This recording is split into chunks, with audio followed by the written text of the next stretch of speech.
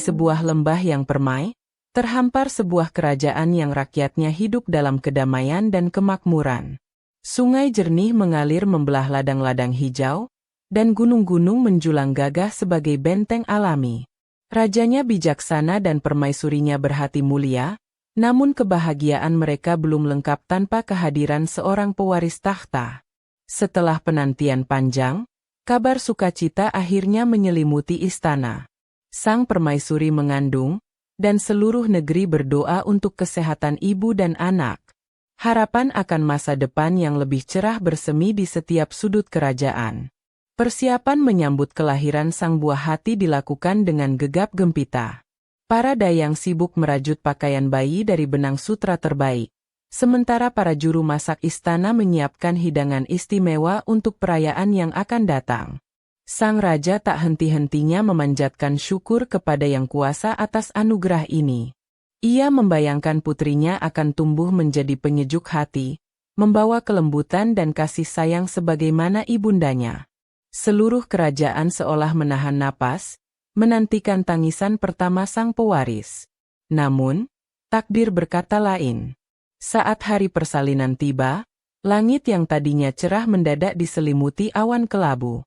Proses kelahiran berjalan dengan sulit dan penuh perjuangan. Akhirnya, tangisan seorang bayi perempuan yang mungil dan cantik memecah kesunyian, membawa secercah kebahagiaan di tengah kecemasan. Bayi itu diberi nama Putri Jelita, sebuah nama yang mencerminkan kecantikan parasnya dan harapan akan keindahan masa depannya. Arti nama Jelita sendiri adalah cantik menawan, menggambarkan keelokan rupa sang putri yang baru lahir. Sayangnya, kebahagiaan itu tak berlangsung lama. Sang permaisuri, setelah berjuang sekuat tenaga, menghembuskan napas terakhirnya tak lama setelah melahirkan Putri Jelita. Duka mendalam menyelimuti istana dan seluruh kerajaan. Suara tangis bayi yang baru lahir berbaur dengan isak pilu kehilangan. Sang raja, meski hatinya hancur berkeping-keping, harus tegar demi putri kecilnya. Ia berjanji akan merawat dan melindungi Putri Jelita dengan segenap jiwa raganya, sebagai warisan terakhir dari permaisuri yang sangat dicintainya. Putri Jelita tumbuh dalam kasih sayang ayahnya dan para abdi istana. Meski tanpa belayan seorang ibu, ia tak pernah kekurangan perhatian. Sang raja seringkali menghabiskan waktu berjam-jam di sisi putrinya, menceritakan kisah-kisah kepahlawanan dan kebaikan, berharap Putri Jelita akan mewarisi sifat-sifat luhur. Kerajaan pun perlahan bangkit dari duka, memusatkan harapan mereka pada sang putri kecil yang menjadi simbol kelangsungan dinasti dan masa depan negeri.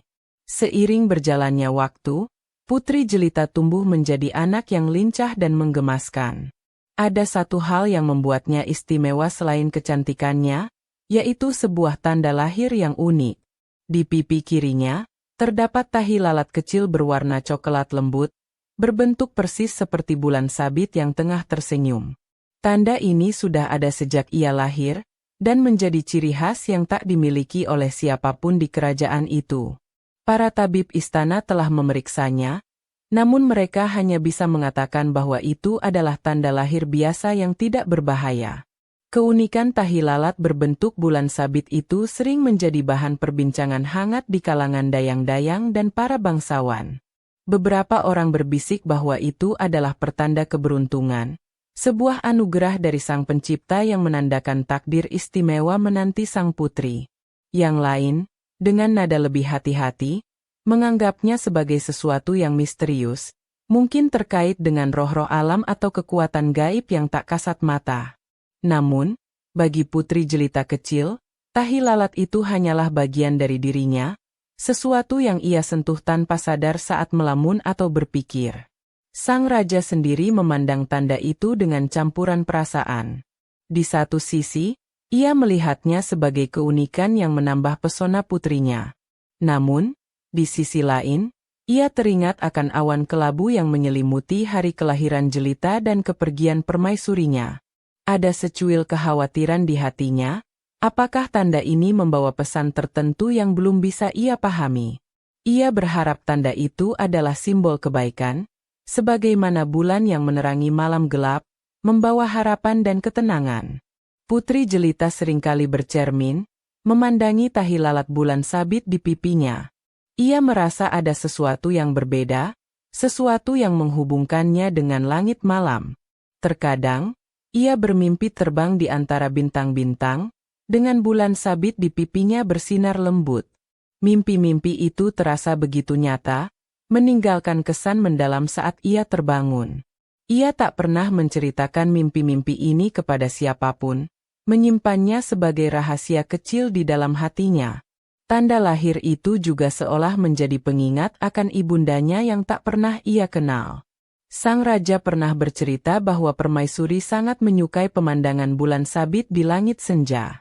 Mungkin, pikir Putri Jelita, tahi lalat ini adalah cara ibundanya untuk selalu dekat dengannya, sebuah ciuman abadi yang terukir di wajahnya. Pemikiran ini memberinya sedikit kenyamanan dan kekuatan, seolah ia tidak sendirian. Ketika Putri Jelita berusia 7 tahun, sebuah peristiwa penting terjadi di istana.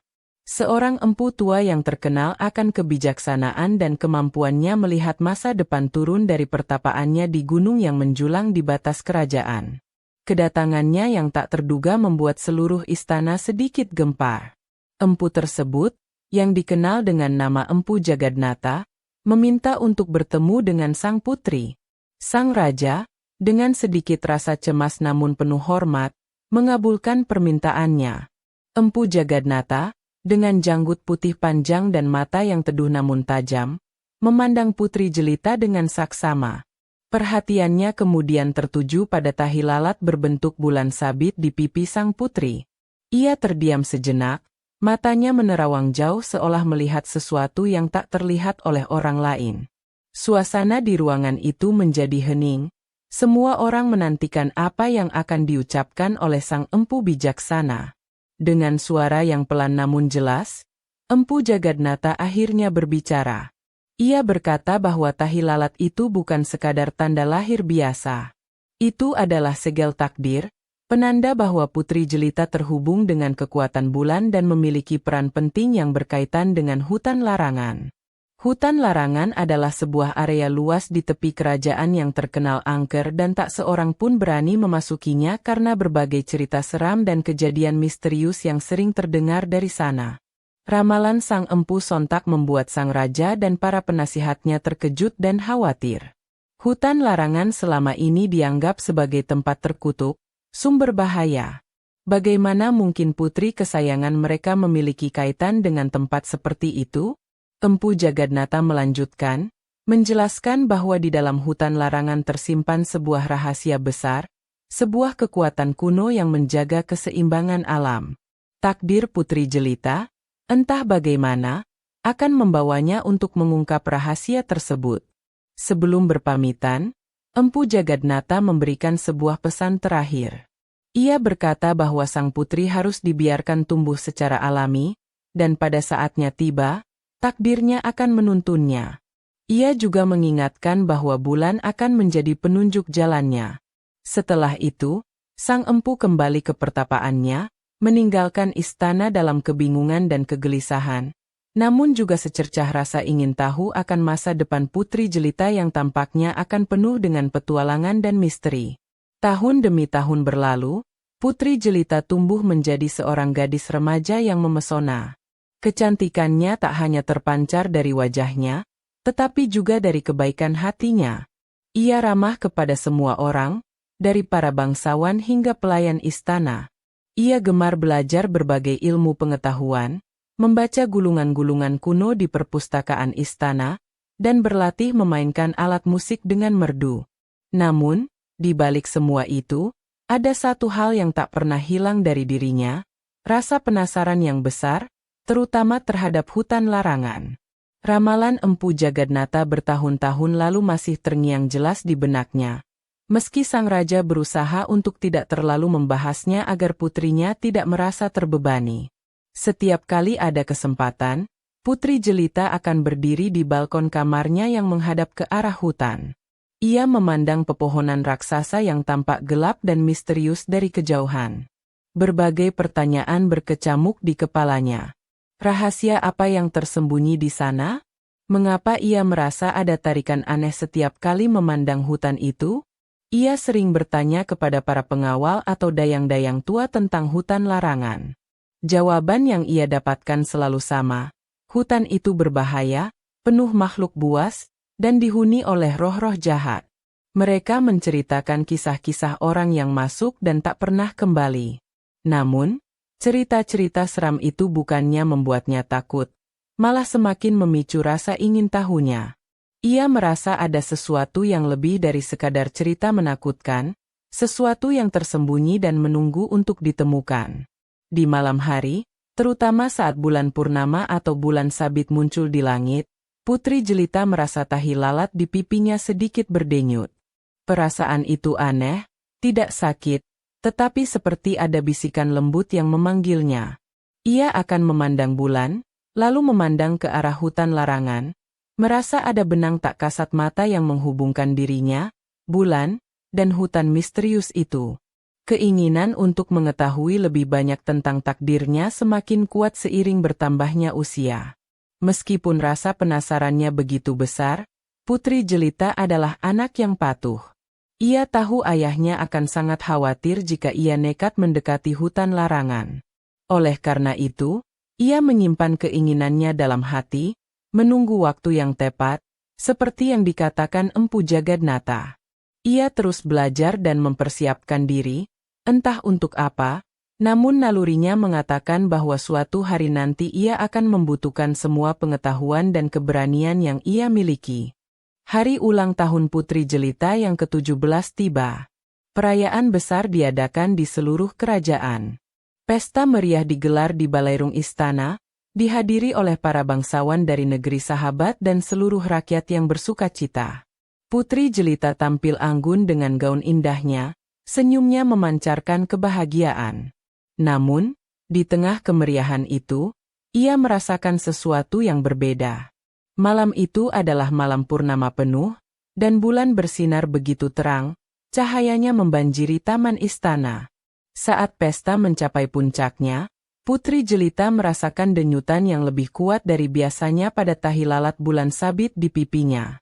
Ia menyentuhnya perlahan, dan merasakan sensasi hangat yang aneh.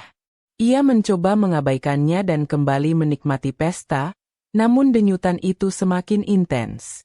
Ia meminta izin kepada ayahnya untuk beristirahat sejenak di kamarnya, dengan alasan sedikit lelah. Sang raja, melihat wajah putrinya yang sedikit pucat, mengizinkannya dengan penuh pengertian. Di dalam kamarnya yang sunyi, Putri Jelita mendekati cermin.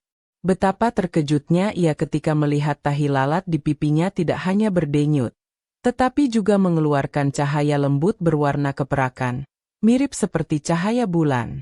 Cahaya itu redup, namun jelas terlihat di ruangan yang temaram. Jantungnya berdebar kencang. Ia teringat kembali ramalan Empu Jagadnata, bulan akan menjadi penunjuk jalannya, dan takdirnya terkait dengan hutan larangan. Rasa takut bercampur dengan rasa penasaran yang tak tertahankan melandanya. Apakah ini saatnya? Apakah panggilan yang selama ini ia rasakan akhirnya datang? Cahaya dari tahi lalatnya seolah menariknya, memberinya keberanian yang tak pernah ia rasakan sebelumnya. Ia memandang keluar jendela, ke arah hutan larangan yang diselimuti misteri di bawah sinar purnama. Hutan itu tampak tidak lagi menakutkan, melainkan memanggil, menjanjikan jawaban atas semua pertanyaannya. Keputusan telah dibuat dalam hatinya.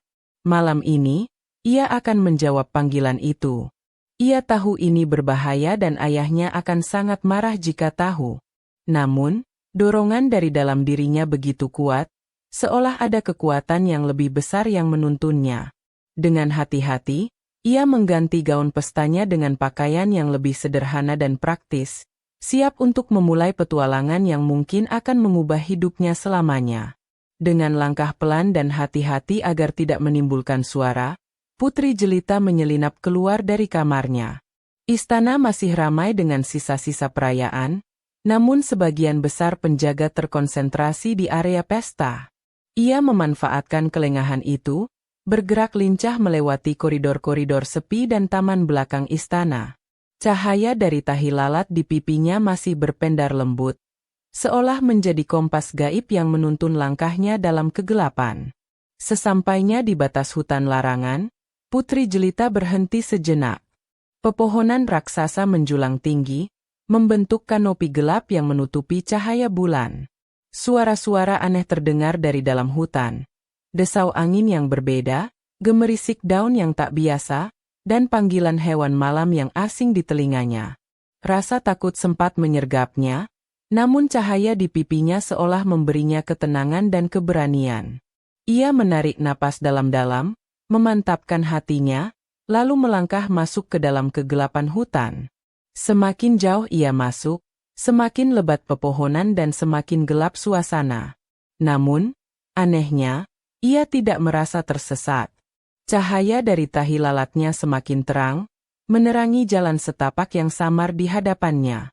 Hutan yang selama ini diceritakan sebagai tempat angker dan penuh mara bahaya, ternyata memiliki keindahan tersendiri. Ada bunga-bunga aneh yang bersinar dalam gelap, jamur-jamur beraneka warna, dan kunang-kunang yang beterbangan seperti bintang-bintang kecil. Putri Jelita terus berjalan mengikuti bisikan hatinya dan pendaran cahaya di pipinya. Ia melewati akar-akar pohon besar yang melintang, melompati sungai-sungai kecil dengan air yang jernih berkilauan di bawah sisa-sisa cahaya bulan yang menembus kanopi. Ia merasa tidak sendirian. Ada perasaan seolah hutan itu sendiri mengawasinya, namun bukan dengan tatapan mengancam, melainkan seperti tatapan penasaran, bahkan menyambut. Setelah berjalan cukup lama, ia mulai merasa lelah. Namun, cahaya di pipinya tiba-tiba berdenyut lebih kencang dan bersinar lebih terang, menunjuk ke satu arah tertentu. Seolah ada sesuatu yang penting menunggunya di sana. Dengan sisa tenaga yang ada, Putri Jelita mempercepat langkahnya, menembus semak belukar, menuju sumber panggilan misterius yang semakin kuat ia rasakan. Cahaya dari tahi lalat Putri Jelita akhirnya menuntunnya ke sebuah area tersembunyi di jantung hutan larangan. Di hadapannya, terdapat sebuah dinding batu besar yang tertutup lumut dan sulur-sulur tanaman. Jika bukan karena cahaya penuntunnya, ia pasti tidak akan menyadari adanya celah sempit di antara bebatuan itu, sebuah pintu masuk menuju kegelapan yang lebih pekat. Dengan sedikit ragu, ia mendekati celah tersebut. Baru saja ia hendak melangkah masuk, sesosok makhluk bercahaya muncul dari balik bebatuan, menghalangi jalannya. Makhluk itu tidak berwujud jelas, lebih seperti kumpulan cahaya kehijauan yang membentuk siluet humanoid, dengan mata yang bersinar seperti zamrud. Putri Jelita terkejut, namun ia tidak berteriak. Ia merasakan aura kuno dan bijaksana dari makhluk itu. Ini pastilah roh penunggu hutan yang sering diceritakan dalam legenda. Roh penunggu itu berbicara, suaranya seperti gemerisik daun dan bisikan angin. Ia bertanya siapa Putri Jelita dan apa tujuannya datang ke tempat suci itu. Putri Jelita, dengan suara sedikit gemetar namun tegas, menjelaskan tentang tanda lahirnya, ramalan Empu Jagadnata, dan panggilan yang ia rasakan. Ia menunjukkan tahi lalatnya yang masih berpendar. Roh penunggu itu memandang tahi lalat tersebut, lalu mengangguk perlahan. Sepertinya ia mengenali tanda itu. Tanpa berkata apa-apa lagi, roh penunggu itu bergeser, memberikan jalan bagi Putri Jelita untuk masuk ke dalam gua. Dengan hati berdebar, Putri Jelita melangkah melewati celah sempit itu. Di dalamnya, gua itu ternyata tidak gelap. Cahaya lembut memancar dari tengah ruangan, menerangi dinding-dinding gua yang dipenuhi ukiran-ukiran kuno bergambar bulan, bintang, dan berbagai simbol alam. Dan di tengah ruangan itu, di atas sebuah altar batu alami, tergeletak sebuah permata besar yang bersinar indah. Permata itu berbentuk bulat sempurna, memancarkan cahaya putih kebiruan yang lembut dan menenangkan, persis seperti cahaya rembulan di malam yang cerah. Putri Jelita terpesona. Belum pernah ia melihat sesuatu seindah dan semurni itu. Cahaya dari permata itu seolah beresonansi dengan cahaya dari tahi lalat di pipinya, menciptakan harmoni yang aneh namun damai. Ia merasa ada ikatan kuat antara dirinya dan permata misterius itu. Roh penunggu hutan kembali muncul di sisi Putri Jelita. Ia menjelaskan bahwa permata yang dilihat sang putri bukanlah permata biasa. Itu adalah permata rembulan, jantung dari hutan larangan, dan juga sumber keseimbangan energi alam yang mengalir hingga ke kerajaan di lembah. Selama berabad-abad, permata itu dijaga oleh para roh dan penjaga terpilih yang memiliki tanda khusus, tanda bulan sabit, sebagai bukti keterikatan mereka dengan kekuatan bulan. Sang roh melanjutkan bahwa Ibunda Putri Jelita, sang permaisuri, sejatinya adalah keturunan dari garis penjaga kuno tersebut. Tahi lalat bulan sabit di pipi Putri Jelita adalah warisan dari ibundanya, tanda bahwa ia adalah penerus yang sah. Wafatnya sang permaisuri setelah melahirkan adalah karena sebagian besar energi kehidupannya tersalurkan untuk memastikan tanda itu berpindah dan aktif pada putrinya, sang penjaga berikutnya. Pengorbanan sang permaisuri adalah demi kelangsungan hidup hutan dan kerajaan. Mendengar penjelasan itu, air mata mengalir di pipi Putri Jelita. Ia akhirnya mengerti mengapa ibunya tiada begitu cepat, dan mengapa ia selalu merasa ada panggilan dari hutan. Tahi lalatnya bukan sekadar tanda, melainkan amanah besar. Roh penunggu berkata bahwa permata rembulan membutuhkan energi dari penjaganya untuk tetap bersinar dan menjaga keseimbangan. Tanpa penjaga yang terhubung dengannya, cahayanya akan meredup, dan itu akan membawa dampak buruk bagi hutan dan kerajaan. Kesuburan akan hilang, penyakit akan merajalela, dan kegelapan akan menyelimuti. Kini, Putri Jelita mengerti sepenuhnya takdir yang telah digariskan untuknya. Ia bukan hanya seorang putri kerajaan, tetapi juga seorang penjaga, pelindung kehidupan. Dengan hati yang mantap dan penuh ridho dari Yang Kuasa, ia menerima tugas mulia tersebut. Roh penunggu hutan kemudian mengajarkannya cara untuk terhubung dengan permata rembulan, cara menyalurkan energinya, dan cara memahami bisikan alam. Tahi lalat di pipinya bersinar semakin terang, menandakan ikatan antara dirinya dan permata itu telah sempurna. Sejak malam itu, Putri Jelita secara diam-diam menjalankan tugasnya sebagai penjaga permata rembulan. Ia belajar menjaga keseimbangan antara perannya di istana dan tanggung jawabnya di hutan. Dengan bimbingan roh penunggu, ia berhasil menjaga cahaya permata tetap bersinar terang. Hasilnya, hutan larangan menjadi lebih hidup dan damai, dan kerajaan di lembah menikmati kemakmuran dan kedamaian yang belum pernah terjadi sebelumnya. Misteri hutan larangan terpecahkan, dan Putri Jelita, sang putri cahaya rembulan, menjadi legenda yang membawa berkat bagi negerinya, memenuhi takdir yang telah tertulis dalam tanda bulan sabit di pipinya.